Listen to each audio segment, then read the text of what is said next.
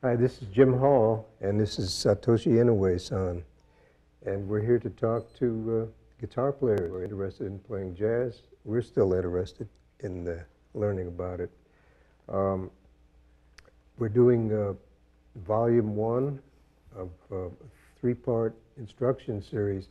And this particular volume is aimed at players who maybe have a background in rock and roll or blues or folk music or classical music or even music from other cultures. I think one of the great things about jazz is that it is a cross-cultural music. It's kind of a universal language. Maybe we should give them an A to tune up to just in case at first, and I'll tune up with you too at the same. That's about where the pitch is going to be.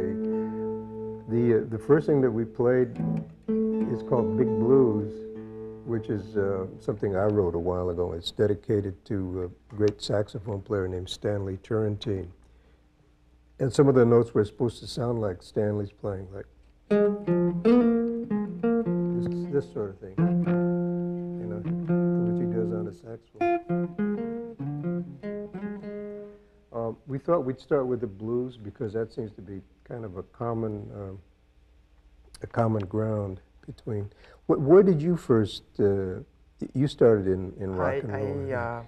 I was influenced by actually British rock music. British rock music. Yeah. At the time, they called quote unquote progressive rock. Progressive rock. But it's a rock. You know? And yeah, so I'm used to blues scale. Right. That time. Plays like a kind of a rock and roll blues scale, or just the kind of, it's like a 5-tone scale basically. Yeah, that's sort of.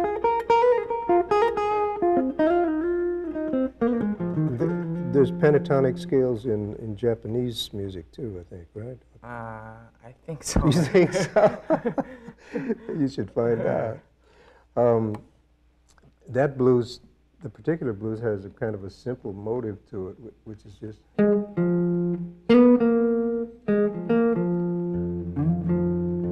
then it's the same idea of.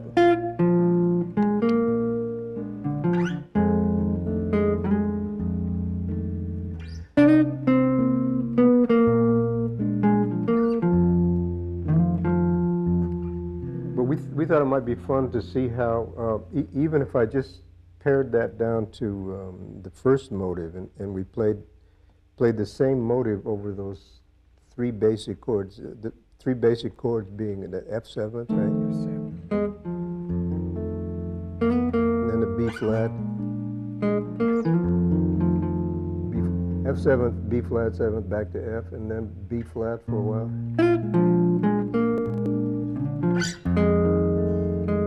F. He's playing a major third. He's playing, Yeah. Satoshi's playing an A natural, and I'm playing that, it's called a blues note there. And then a C7, and then a B flat 7. So that's practically a pentatonic scale. Plus this. Oh, you're right, yeah. What do you call this? I guess you'd call that a blues note, or you can get that by bending the string. Yeah. Yeah, we won't talk a whole lot about technical stuff too much, like how to hold the head, because Satoshi plays the guitar quite differently from the way I do. Technically, he holds it differently, and his hand is, you tend to play a little bit more above the strings, I think, than I do. My hand tends to get down in this position a bit. George Benson plays that way. Yeah.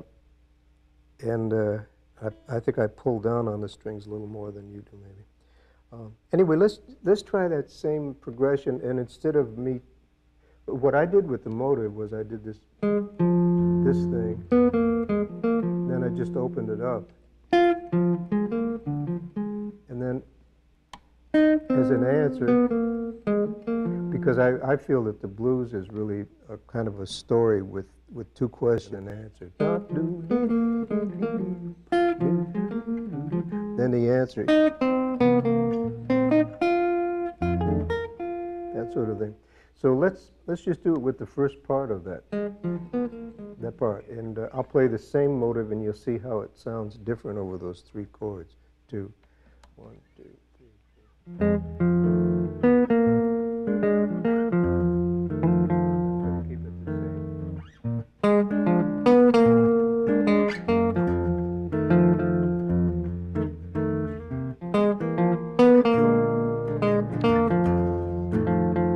And I could do that with any part of that.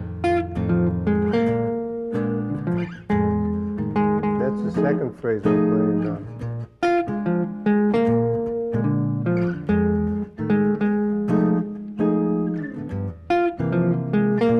Sorry. Do it some more, and I'll play the middle one.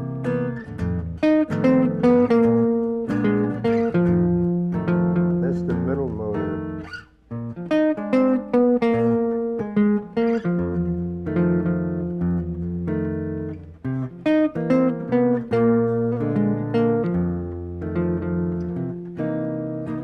So what we've done is just to take those little motives, those little ideas, and present them in different settings, I think.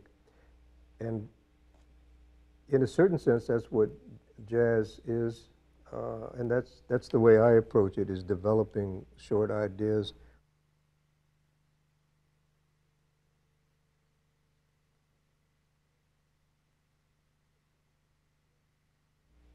What was the first jazz music that you heard?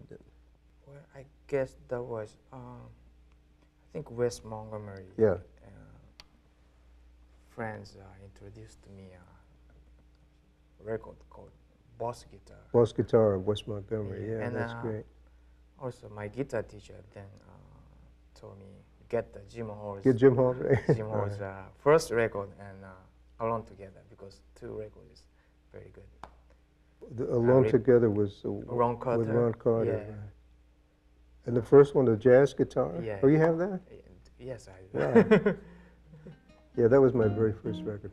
The first album I did is called Jim Hall Jazz Guitar, with Red Mitchell on bass and Carl Perkins on piano. That's nice. The first jazz guitar that I heard was Charlie Christian on a record with Benny Goodman. It was a Benny Goodman sextet, and it was Charlie Christian. And I never got to see him play. He died really young, but that was a big influence on my life.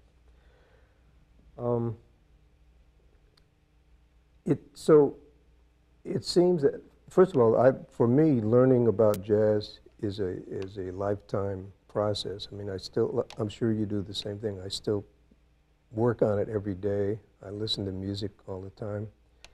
I listen to all kinds of music. But I think that the process, in order to learn it, like if I were to learn Japanese, which would be incredibly difficult for me, I would probably have to live in Japan for a while and really practice and hear it all the time.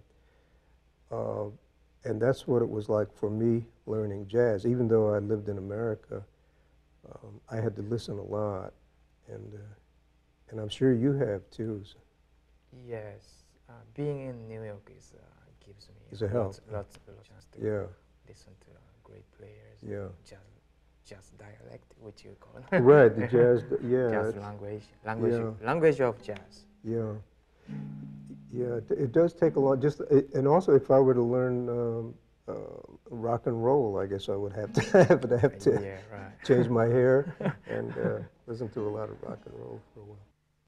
So for me, as I said a little earlier, this has been a kind of a lifelong process, and I still work at it every day, and it's great for me in so many ways because I travel a lot, and I find people all over the world, in Japan, in Europe, in South America, who play jazz music, and and I can play music with people that I can't even talk Speak to. language. Right, so the language isn't any problem. Also, it keeps changing. Your playing keeps changing with you. Don't you find that? I think so. Yeah. Is it? Somehow, I hope so too. Yeah, right, yeah. I'm sure your experience of being in New York has changed your playing a lot, right? I think so. Yeah. So it's kind of a record of your personal growth, I think, you know, as well as a musical thing. It's a personal thing. It's like, it's similar to if you have a child and you want to see how the child grows, and you draw a line at the top of the kid's head on the wall, right? And then in 2 years he's up, and then he's further up.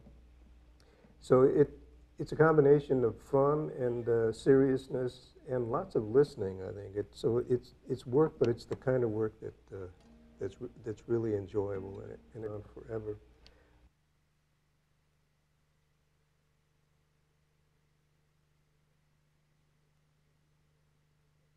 Let's talk about the sounds of the guitar a little bit. I know you have 2 pickups on your guitar. I never really noticed that before. Well, mainly I use this front pickup. You have no choice. Right, I have no choice. I just have this one. Yeah. So I kind of go for basically a mellow sound, I think. But that back pickup... Yeah, some... Oh, right. Oh, I see. You know,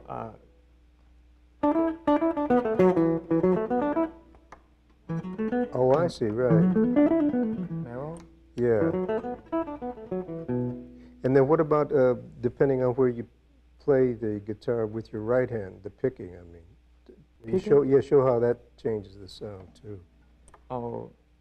Depending on how close to the bridge you play. Oh, I see.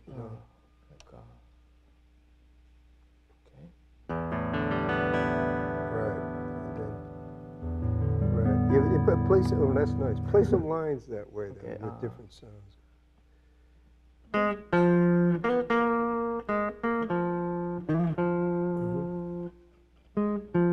Right, yeah. Right. And then also, depending on what string you play something on, right, it sounds quite different. You're very brave to try that. That's all right. Right. Oh, yeah. Yeah. Maybe. That's good with the open B. Yeah.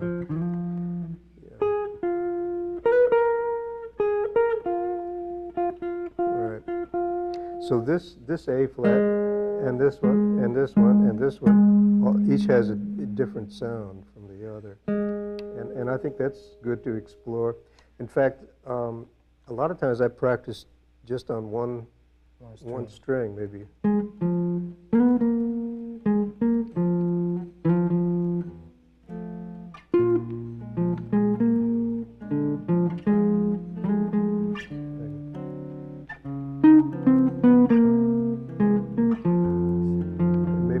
strings. This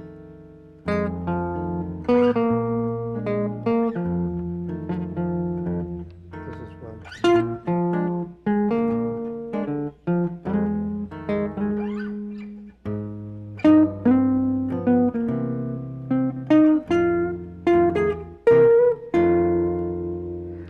I think that's really good practice for a number of reasons. One is that what we talked about earlier, that each one of those has a different sound. Each string has a different sound. And depending on what feeling or what texture that you want to get out of the guitar, you can pick and choose from different strings. Also, I think more important is that it helps you, by practicing on one string or two strings or whatever, it helps you to really start to hear the instrument, which is so important because jazz music, all improvised music, depends on hearing something and then playing it instantly. So the more control you have over what sound comes out, the better. If you're having to guess about what sound you're going to get, then you're in trouble right away. So this is a bit, playing on one string is a bit like playing the trombone, you know, where you have a wind. Oh, position? Yeah. Different You have a position. wind column, an air column, and you just change the length of it. And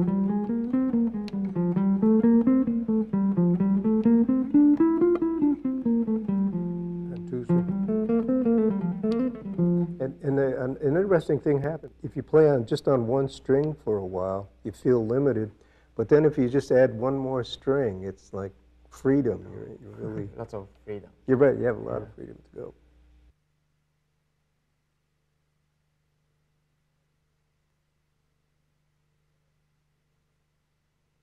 When I was working with Jimmy Giuffre, who was a great clarinet player and saxophone player, Jimmy had a lot of things written where I had to blend with the clarinet.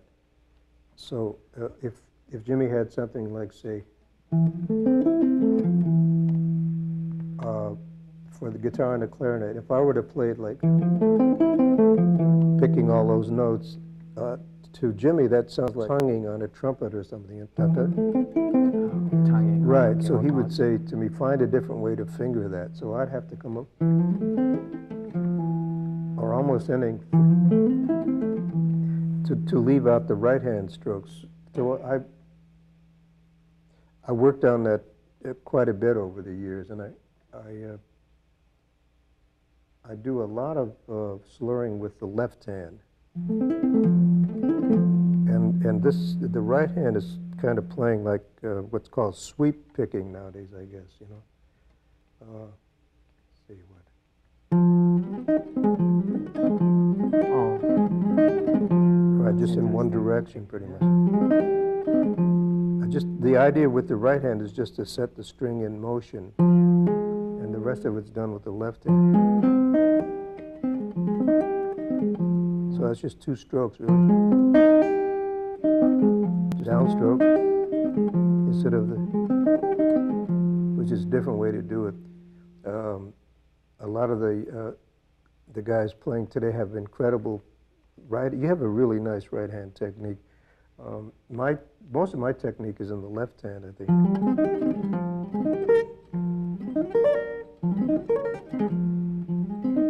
That's almost nothing with this hand. It's all with the left hand. That's all. That was all just one stroke. I just let the hand fall. Pat Metheny and or John Scofield, they use that kind of technique. Yeah, they both use that. They both have very good right hand technique too. Pat Metheny has a fantastic technique. And one thing about John Scofield's playing is the variety he gets in his sound. But I think sometimes he pinches the strings, and sometimes he plays down here, and sometimes up here. Oh, variety in a sound. Variety of sound, right. But a lot of what I do is based on left-hand technique.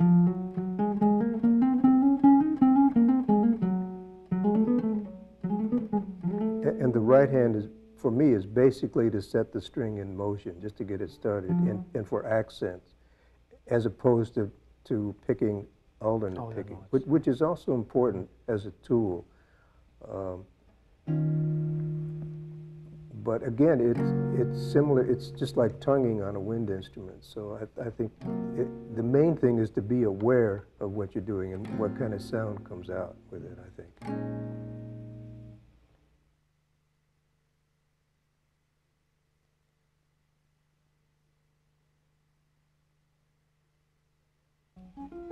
I think dynamics, Dynamics. you're talking about loud and soft and thick and thin and all those Yeah, things. yeah. I really think they're very important attention-keeping devices, for one thing, because, for instance, everything on a high string would get boring. I think that's the that's the secret, is that things get boring if they don't change. So maybe dynamics within a phrase.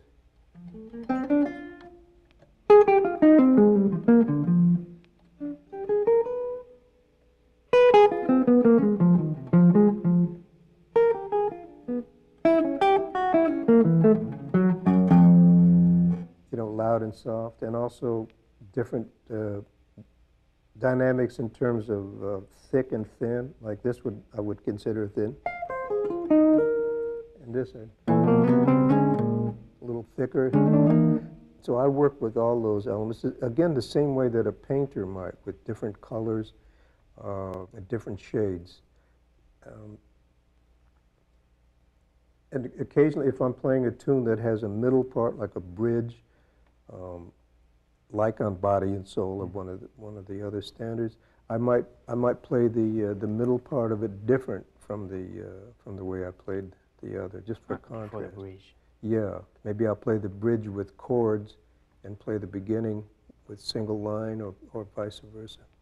So I consider those elements to be dynamics in a different sense, besides loud and soft. And I think it's the same with all music of all cultures, really. It's contrast, I guess, to keep the attention. They're all attention-keeping devices, getting and keeping somebody's attention. The same as it's when I'm talking or when you're talking.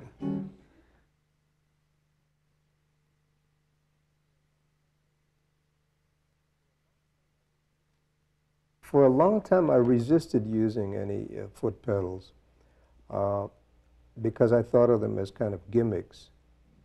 And then little by little, Bob Brookmeyer wrote a piece for me one time for it was symphony orchestra and electric guitar.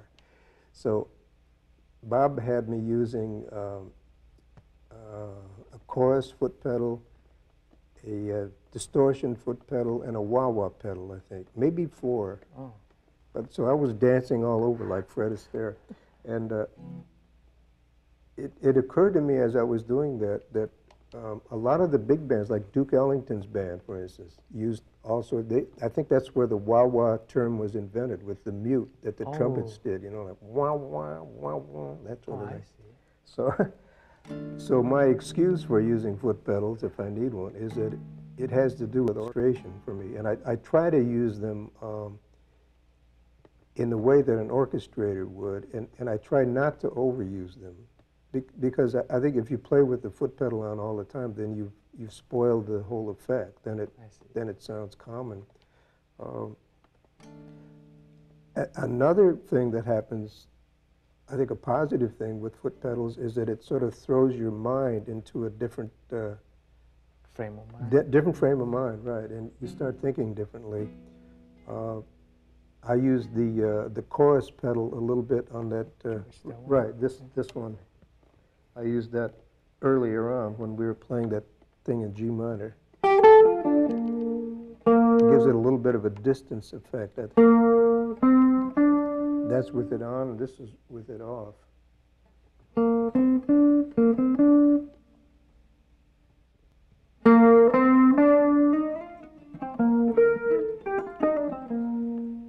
So that presents a slightly different color there, same as in a painting.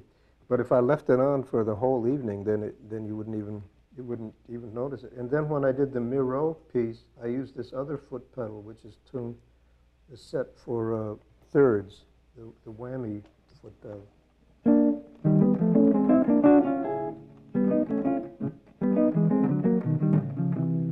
So I would just use that for certain effects, or if I want a real dissonant effect. Yeah.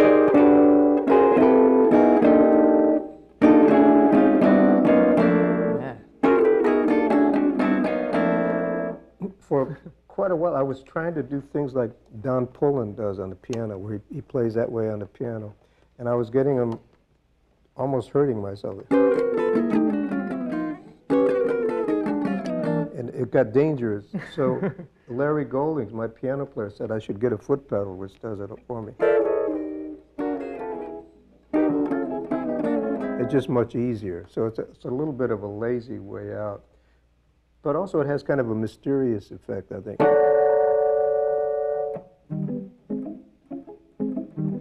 And I could never play thirds that fast without it.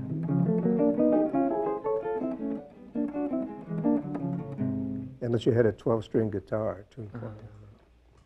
So that's my my excuse for using foot pedals.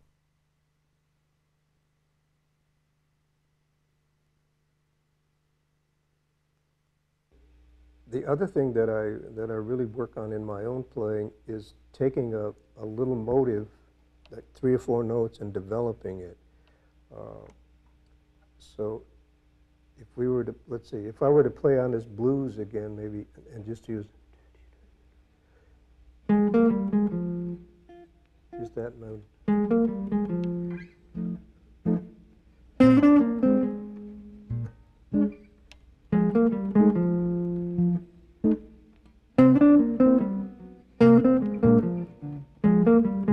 I changed it a bit.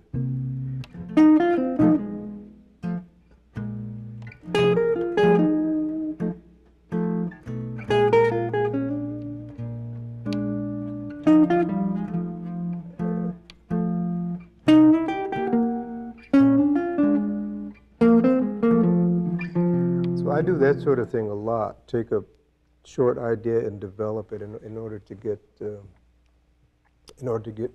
more control over the. Which makes your solo memorable. I think, to yeah, the audience. yeah, and by working on with material that you've invented yourself like that on a spur of the moment, it makes each solo a little different and, as you said, memorable.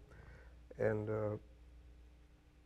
if I were to play, say, a standard ballad, like that thing that we talked about earlier, which is it's similar to the chords to I Should Care. Maybe in E flat we could play a ballad that way. I would play that quite differently. But I'll do the same thing with developing the motive if I can. About 1, 2, 3, 4.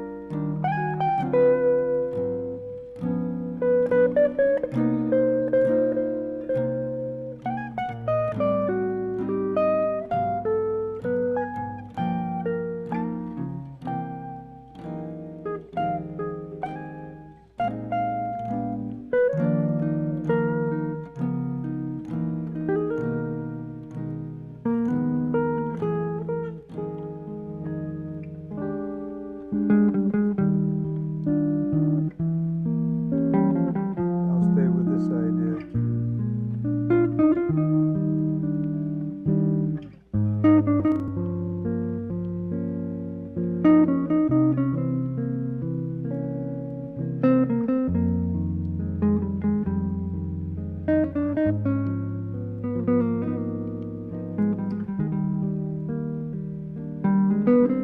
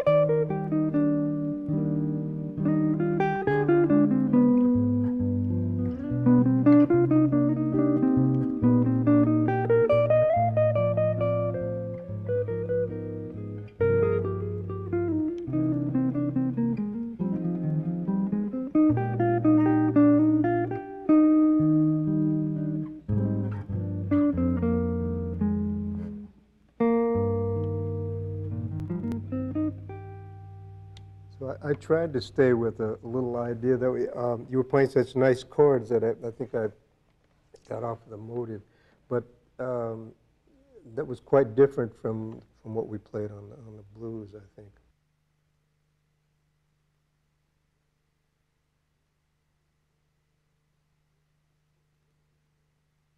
I think one of the really important things in jazz music, any music, and probably in all of life, really is to have some direction, some kind of rhythm and the arrival points. And I think that's what chord progressions are all about, like 2, 2, 5, 1 has a direction, and right, like an upbeat and a downbeat.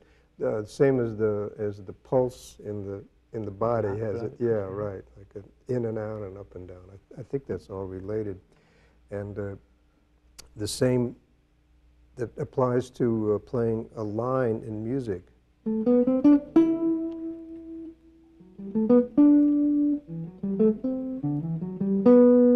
So maybe we could just play on that chord progression for a while, like 2, 5, 1 in G major. So you'll have A minor 7th, right, to D 7th, you know those chords, and to G, and we'll do that for a while, like about 1, 2, 3, 4.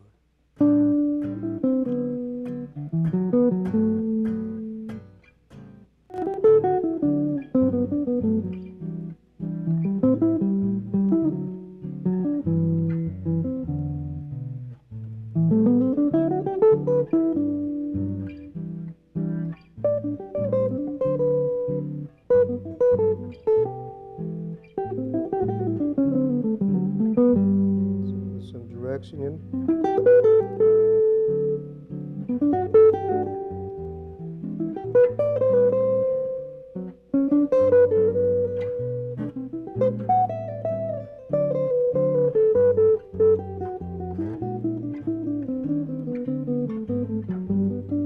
We'll play on it for a while.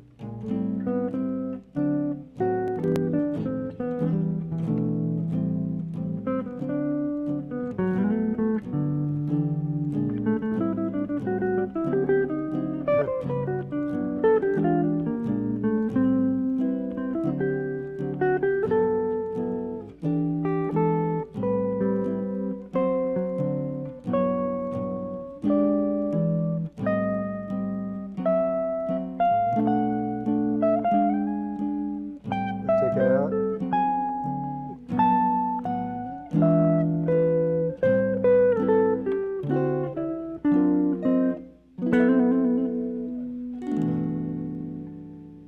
Nice. We should publish that. That was beautiful.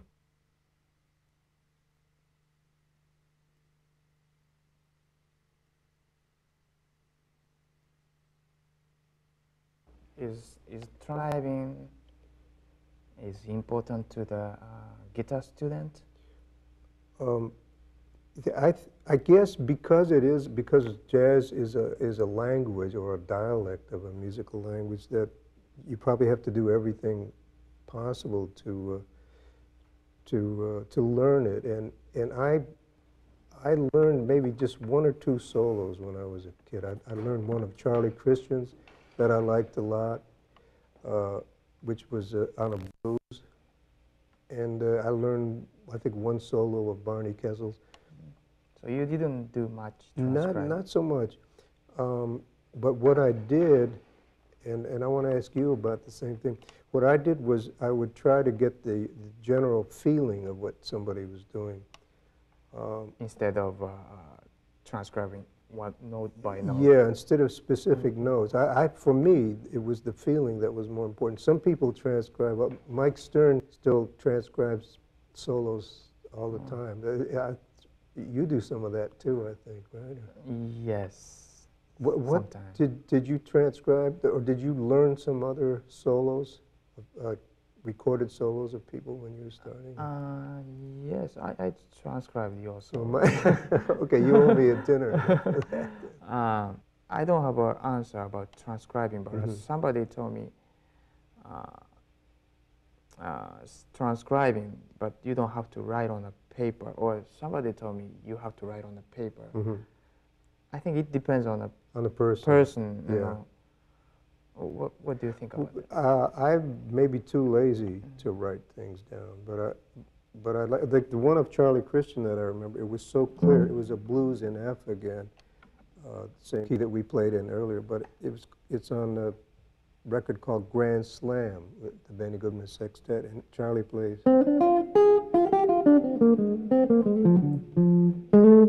And that was such a great first phrase for me. That really got my attention. It's still, when I hear that record today, I still wonder what he's going to play next. So the first phrase is, see. And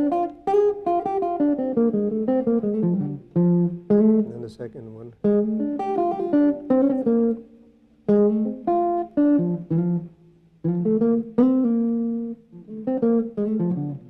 And then the next chorus starts like.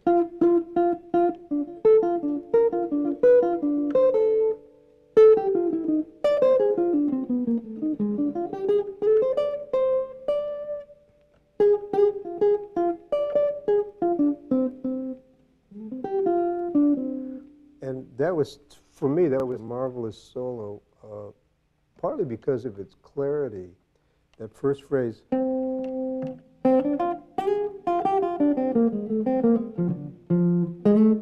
That's just great. That's like the first line of a short story.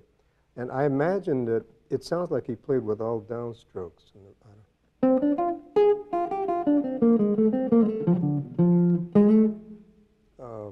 I never saw him play, as I said. But I mentioned that it reminds me of writing, like short story writing in a way, because it's so clear. And what I was going to say earlier about the idea of transcribing is that I think, for me, it's important to listen to solos, listen to players who play other instruments, too. Oh. And so I listen to Lester Young a lot. I listen to Charlie Parker. I listen to Coleman Hawkins. I listen to lots of piano players. I listen to Bill Evans a lot. Again, not to get specific notes, but just to get the general idea. Feeling. Yeah. So I'm not sure. I think it depends on the individual whether or not you actually want to transcribe things. And writing them down, I think that would be good for your general music. To gain your sight reading skill? Right. Sight reading and notation is really important. The more tools you have, the better, I think. Sometimes, once you write it down on a paper, sometimes you forget. You forget it anyway. Yeah, that's right. Oh, I write it down, and job was done. Yeah, right. Then you forget. That's interesting. Yeah.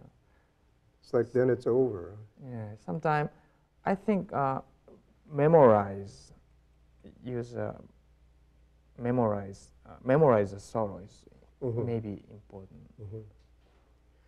I find that for me that would be more important than writing it down.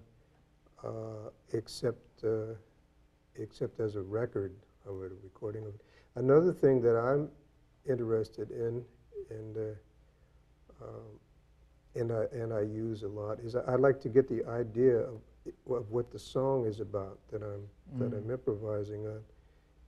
And if it's a ballad, I like to know what. If I don't know the exact words, I like to know what the words are about anyway. I think Lester Young was very interested in words, and so is Sonny Rollins. When I worked with Sonny, he would hear something maybe that Frank Sinatra had sung.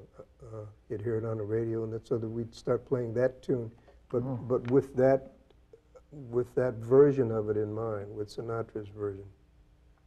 So I find that that's really important. So maybe we can sum this thing up a bit and then end with. How about the?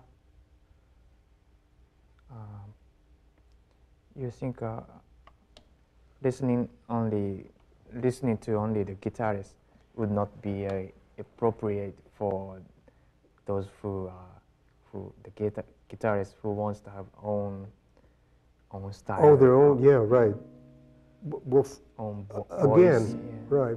It's just, this is just my personal feeling on it. But for me, the beautiful thing about jazz music is that it allows you to find your own way of saying things. Classical music, I imagine, is more limited in that the notes are pretty much set, although the ways of interpreting them vary a lot. But the great thing about jazz for me is that it can really be yours. It can be Satoshi Inoue, and doesn't have to be me or Charlie Christian. So it's very helpful to me to listen to players who play different instruments so that I don't imitate so much. Because if I listen to too many guitars, then I'll start to sound like the other guys. And that's, when I heard Wes Montgomery the first time, I knew I would never be able to do that anyway, what he did. So that helped me to find my own style. And also, I would much rather look at paintings sometimes than even listen to any kind of music. So I look at paintings and make some reading, read some poetry. I think all those things help to find yourself. Oh, I see. And then other than music. Other than music, you right? You read the books. Yeah. Go to a museum. Yeah, I don't read very much, but I'm careful about what I read. I don't read the news. I read poetry, though. So, and I do go to museums, and I like painting very much. I like food very much too. So, I guess the main point is that I draw inspiration from all different kinds of things, besides music, poetry and painting and food and things, and scenery, nature, I guess, in order to express those things on the guitar. And the technique of playing the guitar, like just the physical part of it, I mean, I would suggest that you had a teacher when you first started, right? Not really. You started by yourself? I was watching a TV. There was a program for a learning program. Yeah, learning program. But then you had a teacher later. Yes, I did. Yeah. And because I had a teacher at the very start. When I first started, I had 2 or 3 teachers in a row. So I guess you can learn just the physical part of it from a teacher. Also, there's lots and lots of really good books about scales and arpeggios and picking technique.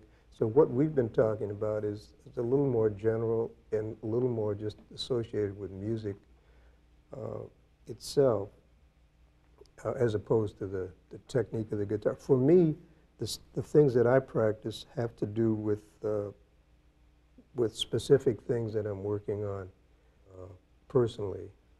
Maybe there's a song that I'm playing at work that I'm having trouble with, so I'll practice that and that sort of thing. But I do practice shouldn't say constantly, but almost constantly. And if I don't practice for a couple of days, my hand starts to feel terrible. And we're going to finish this first volume of the teaching videos with a piece that's dedicated to my friend, the cartoonist Gary Larson, and it's called Whistle Stop.